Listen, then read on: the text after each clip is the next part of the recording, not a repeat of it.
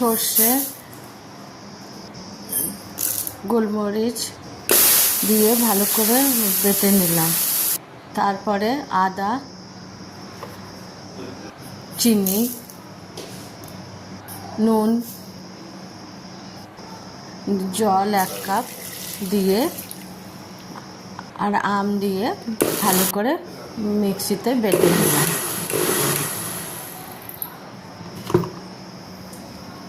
তারপরে কড়াইতে তেল গরম করে গ্যাসটা বন্ধ করে ওর মধ্যে হিং দিয়ে দিলাম। তারপরে বেটে রাখা আমটা দিয়ে দিলাম আর ভালো করে মিশিয়ে নিলাম।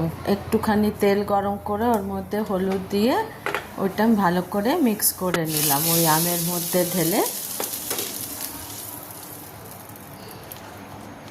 এরপর একটা পরিষ্কার বোতলে ভালো করে ভরে নিলাম। আমার আম কাসুন্দি রেডি।